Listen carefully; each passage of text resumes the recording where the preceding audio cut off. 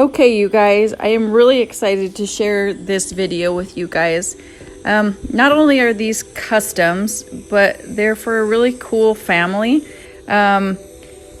This is a mining family, 3 generations of rock miners, and the daughter reached out to me and asked me to do some Christmas customs with some rocks that their family mines personally or that they helped find. And so I'm going to show you the process, but also just talk to you about how cool it is to be able to do customs for people. Not only does it add to the cool factor of what I'm doing, but this family, so they find stones, they cut them, they sell them, they have a rock shop. And so I really always am excited to do things where it has a lot of meaning for people. And so, my goodness, only if sawing went this fast in a video, right? Never goes this fast. It always takes a million times longer, and then my arms are always feel like jello by the time I'm done. It's kind of pathetic, really, but look at that. Speed up, speed up. If it went that fast, I would be really happy. So the stones that I used in this one are larsenite, Gary Green jasper, Blue Mountain jasper, and Oregon Sunset jasper. This is a process of just kind of right here cleaning up the edges, the saw marks, with this little bit in my Fordham. There are a ton of processes to go through when you're doing customs.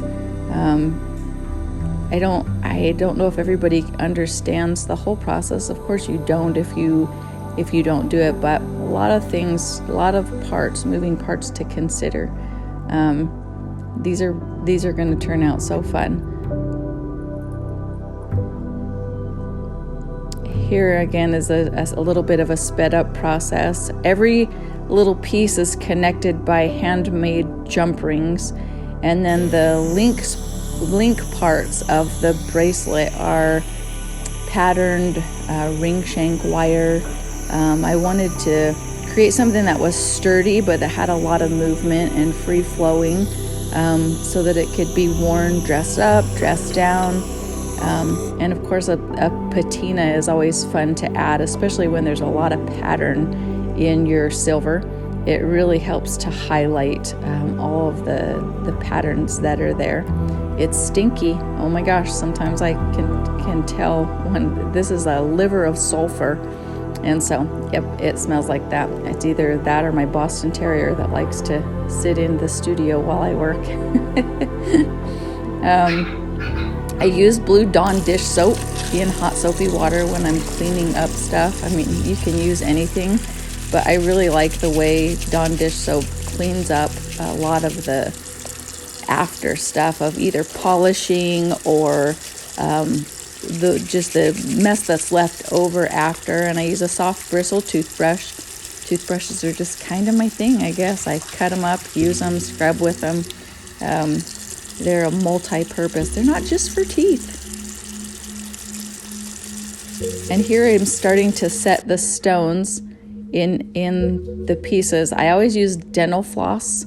I almost always use dental floss. Sometimes I forget to put it in there. And then if I have any changes to make, I'm kind of hosed because it's really hard to get a stone out sometimes if you don't use that. It just helps. Because if you have a really good bezel, your stone should just snap right down in with a tight fit. And yeah. And this is burnishing the edges.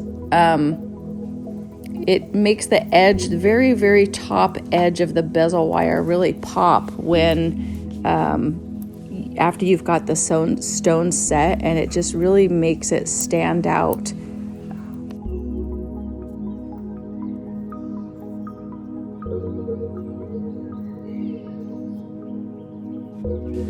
This is a really cool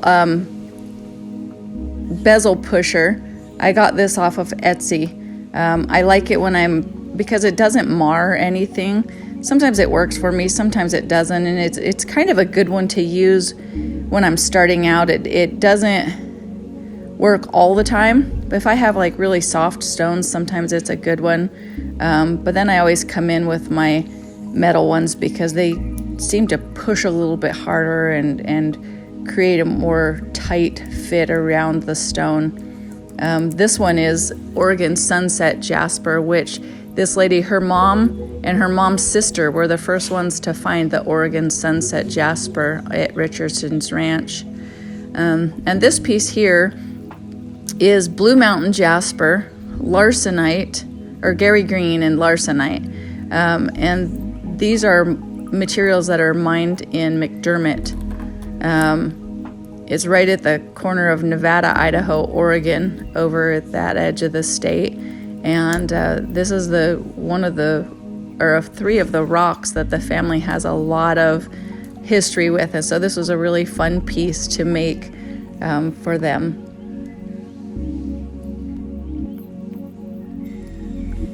Really cool. So not only are these an heirloom, but they have some meaning, and boy, did they turn out pretty.